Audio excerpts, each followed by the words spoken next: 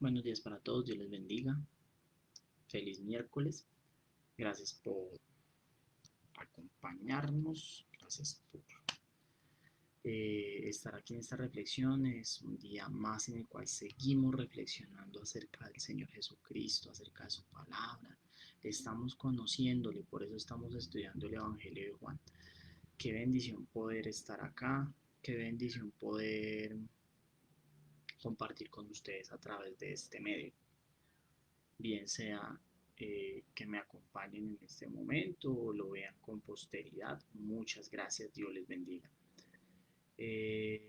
Vamos a darle paso a la palabra sin más preámbulo y pidámosle a Dios que nos hable en esta mañana.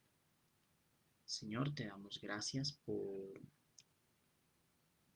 este día, Señor, y la oportunidad que nos das, Padre Santo. Gracias por tu bendita palabra que nos enseña y habla, Señor.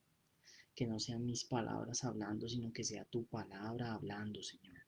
Que sea tu poder hablando, Señor, en nuestras vidas. Dios Todopoderoso, en el nombre de Jesucristo, te pido, Señor, que cada oyente, cada espectador que ve este video, Señor, sea tocado por el poder de tu Espíritu, Señor, y que tu palabra, Señor, traspase su corazón como espada de doble filo. Señor, confío, Señor, en la acción de tu palabra, Señor. Confío, Señor, Padre Santo, que la palabra no vuelve vacía, Señor, sino que hace lo que quiere, porque es tu palabra. Gracias te doy, Señor, en el nombre de Jesús. Amén. Antes de leer, voy a parar un segundito porque este equipo me está pidiendo batería, está pidiendo carga. Voy a conectar el cargador.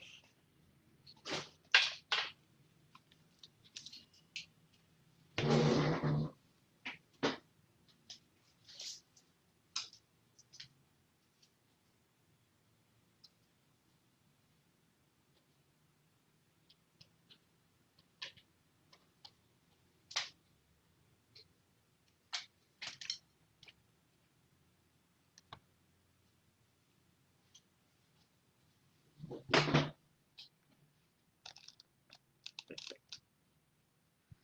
Continuamos nuestro estudio. Vamos a empezar el capítulo 16 del Evangelio de Juan. Vamos a leer desde el versículo 1 hasta el versículo 15. Y dice así la escritura.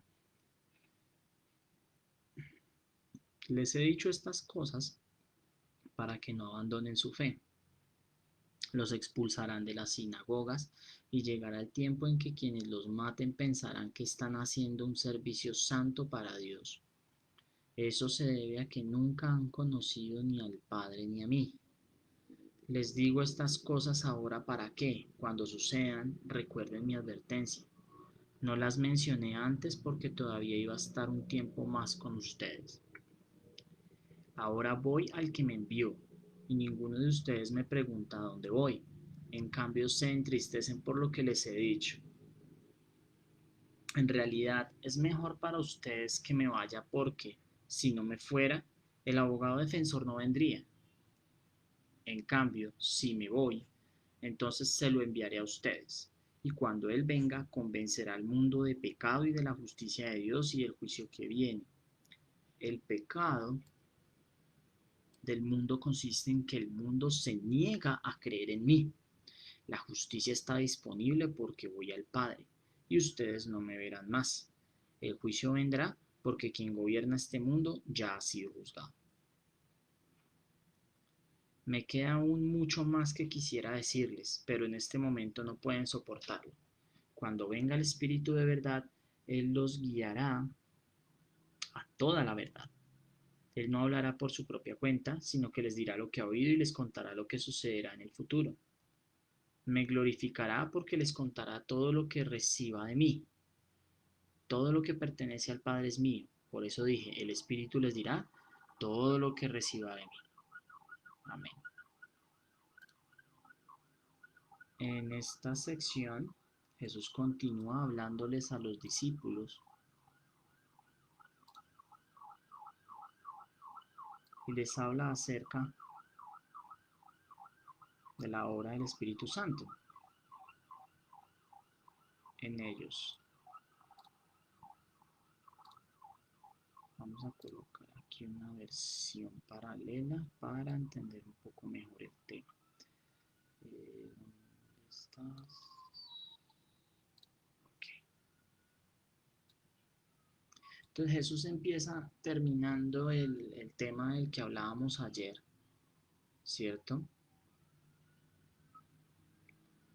Y les habla advirtiéndoles para que lo tengan presente y para que no se asombren cuando los empiecen a perseguir.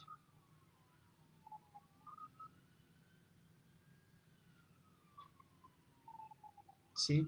Les dice, les digo estas cosas en el versículo 4 para que cuando sucedan recuerden mi advertencia.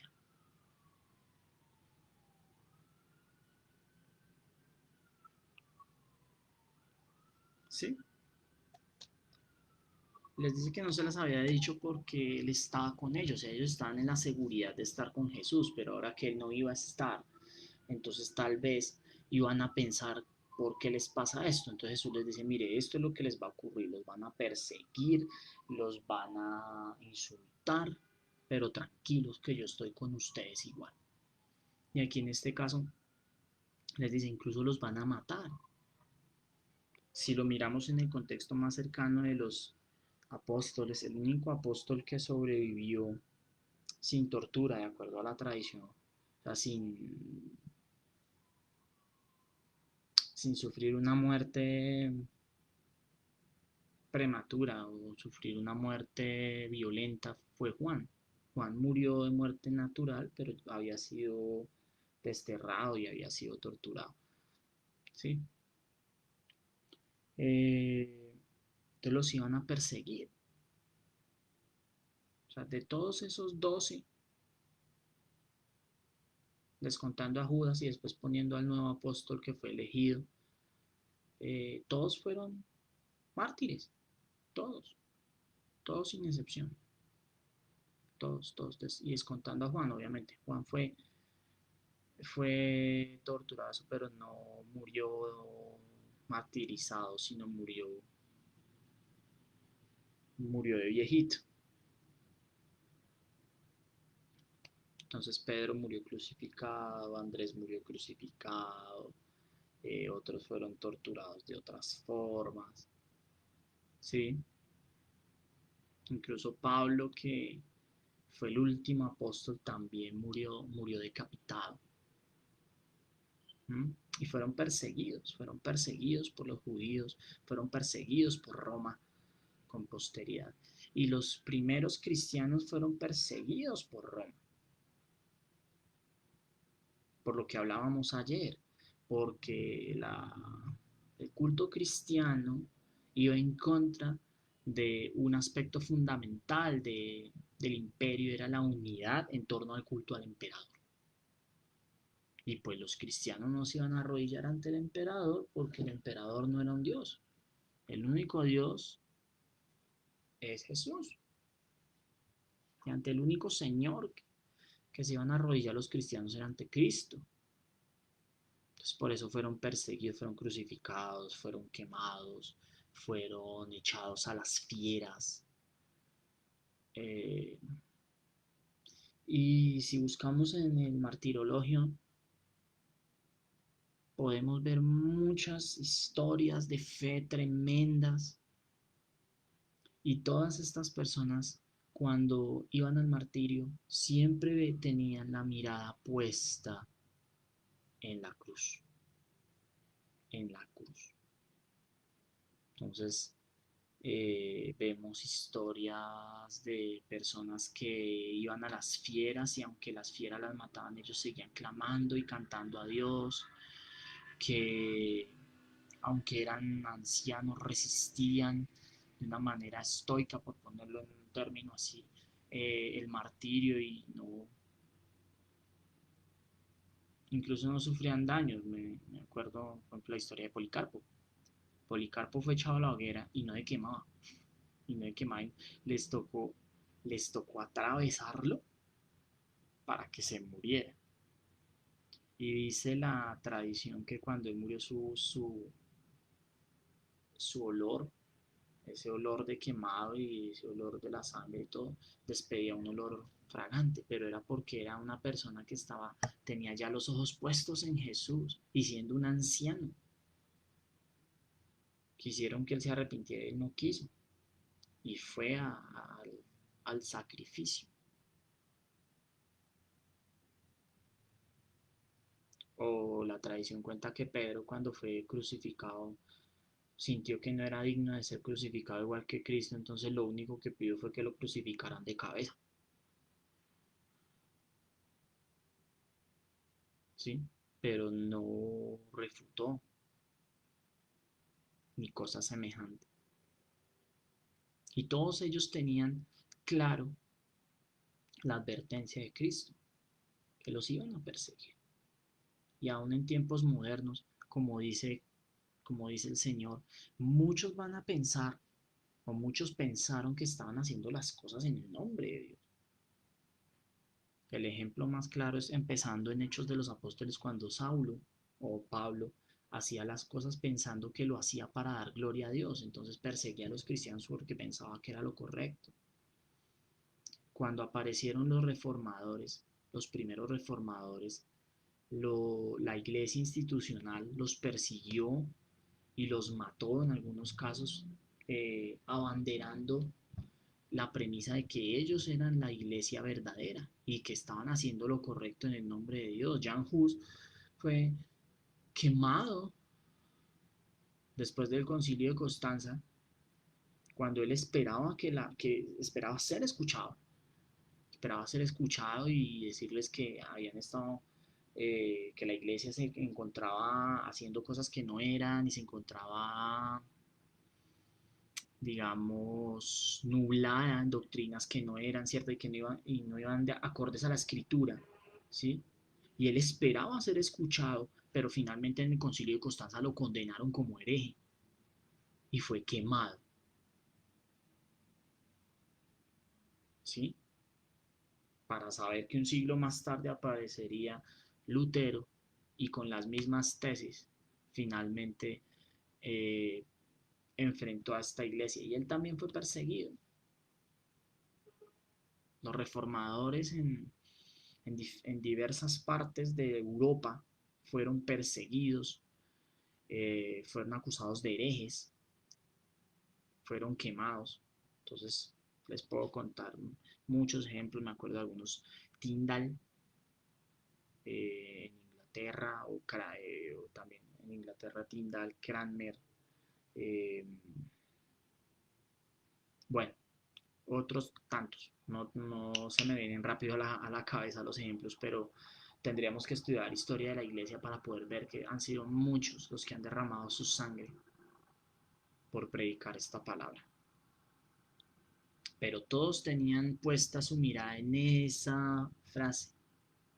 Jesús les recordaba, los van a perseguir, pero pues yo estoy con ustedes. Ahora, les dice, ahora voy al que me envió, ya me toca.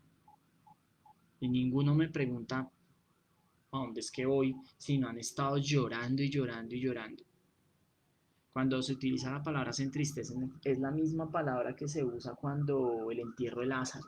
Entonces estaban llorando a gritos, llorando desconsolados como huérfanos, como si estuvieran llorando a un difunto. Decía, ay, el Señor se va y nos va a dejar y nos vamos a quedar solos, nos dejó ahora engrampados con esta vaina, nos van a perseguir, ya no tenemos un líder, ¿qué vamos a hacer? Era un desconsuelo que los llevaba al llanto y a la desesperación. Pero Jesús les dice, mire, es mejor para ustedes que yo me vaya, porque si no es así, el consolador, el defensor, el paracletos no vendría. ¿Sí? Es mejor que yo me vaya para que el Espíritu Santo venga. Y dice, y cuando Él venga convencerá al mundo de pecado y de la justicia de Dios y el juicio que viene. La Reina Valera utiliza una frase que yo uso mucho, es Juan 16:8. Cuando Él venga convencerá al mundo de pecado, justicia y de juicio. Y Jesús explica por qué. de pecado por cuanto no creen en mí. ¿Sí?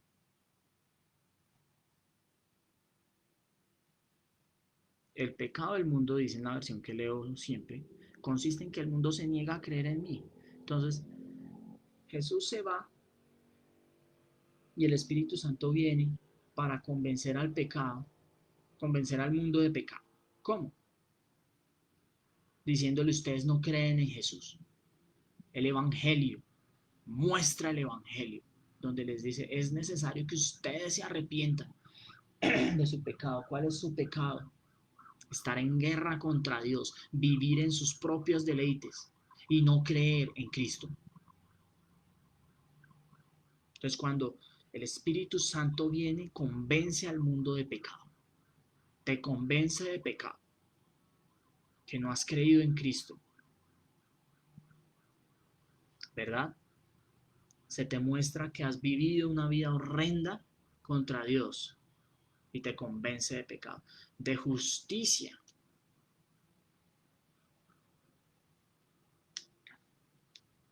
De justicia.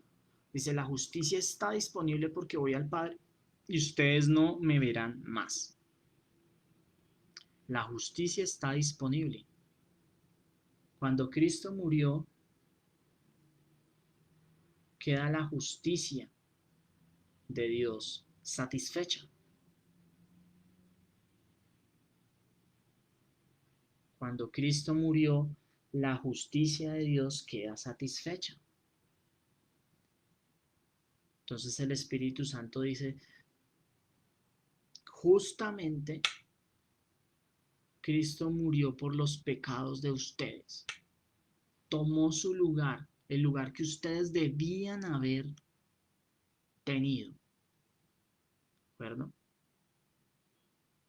Y si ustedes no creen en Cristo, la justicia de Dios vendrá porque Cristo ya vino a expiar los pecados. Y si ustedes no creen, no va a haber otra manera. Y la justicia de Dios se efectuará sin medida. Porque Dios es justo y Dios no se va a quedar con nada, mis queridos amigos. Entonces, la justicia de Dios consiste o crees en Cristo o no crees en Cristo. El que cree en Cristo tiene la vida eterna y sus pecados son perdonados y es redimido y justificado, no por sus méritos, sino por los méritos de Cristo. Pero el que no cree ya ha sido condenado. Dice, y de juicio, por cuanto el príncipe de este mundo ya ha sido juzgado. Hasta ese momento, a Satanás se le había dado cierta potestad sobre el hombre para controlar el mundo. Pero una vez Cristo hizo la obra perfecta y restauró la relación de comunión entre Dios y el hombre, abrió el camino para que el hombre, para que hubiese esa restauración, ya Satanás no tiene poder y ya ha sido juzgado. Y él sabe, Satanás todavía continúa y quiere que muchos se pierdan con él, porque él ya ha sido juzgado. Él ya ha sido juzgado.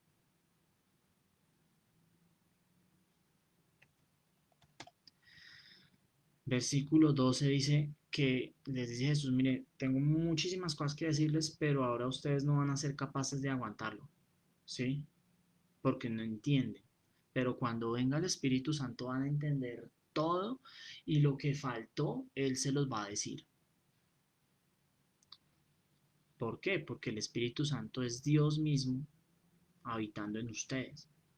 Y Él no hace lo que quiere, sino todo lo que oye el Padre viene y se los cuenta. ¿Mm? Y les va a recordar mis palabras.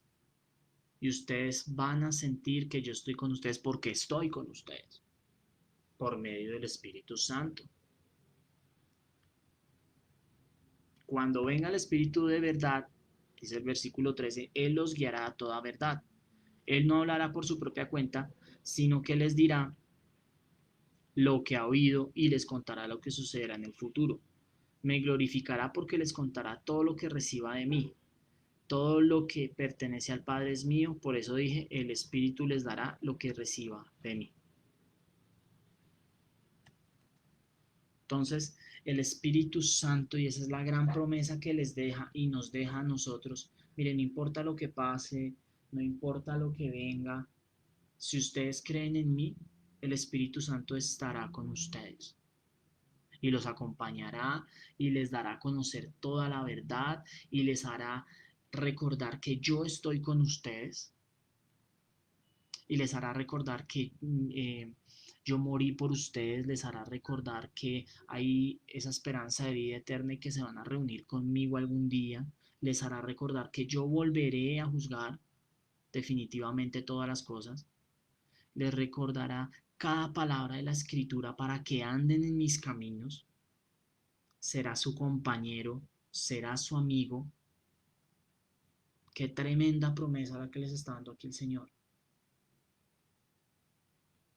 Cada día los hará recordar que ustedes solos no son capaces de vivir una vida conforme a lo que Dios quiere, sino que necesitan verme a mí, ver mi obra y recordar que por mi obra ustedes fueron justificados para que empiecen a vivir una vida santa cada día de la mano, llevados de la mano por el Espíritu de Dios, como bebitos. Y Él les infundirá el valor, Él les infundirá la gracia para no pecar, Él les infundirá el ánimo para guardar su corazón, Él les infundirá también la valentía para que hablen de mí, así los persigan, les infundirá ese nuevo espíritu en el corazón para que aborrezcan lo malo y hagan lo bueno y vivan en las buenas obras para las cuales fueron creados. Ese es el regalo que yo les doy. Ese es el regalo que Cristo nos da. Querido amigo, querida amiga, si tú me estás escuchando por primera vez o has venido escuchando, pero y quieres eh, vivir con Cristo, recuerda, es necesario que te arrepientas de tu pecado, que le pidas al Señor que te convenza de pecado, justicia y juicio, que te convenza de tu pecado, de tu maldad, de tu condición caída, de tu condición depravada, de nuestra incapacidad moral, de tu incapacidad moral de buscar a Dios, que te convenza de que Cristo fue el que trajo la justicia para ti, no por tus méritos, y de que el pecado ya ha sido juzgado y condenado, y de que Satanás ya no tiene más poder cuando tú decides seguir a Cristo, que ni el pecado ni Satanás tienen más poder. Pero eso solo es cuando tú te arrepientes, clamas, y el Señor infunde en ti la fe y derrama gracia sobre ti para que por esa fe se haga efectiva la obra de Cristo. Por esa fe infundida por Él en ti se haga efectiva la obra de Cristo en tu vida y seas salvo. Es mi oración. Y cuando tú recibes esa salvación, cuando tú reconoces a Jesús como tu Señor, Él mismo te dará su espíritu para que puedas caminar con Él. Qué bendición. Queridos amigos, Dios les bendiga en esta mañana. Gracias por escucharme. Nos vemos mañana con el favor de Dios. Muchas bendiciones. Que este día sea un día bendecido. Mediten en todo esto que hemos hablado. Mediten en las escrituras. Y Cristo hará resplandecer su luz en sus corazones. Bendiciones. Chao.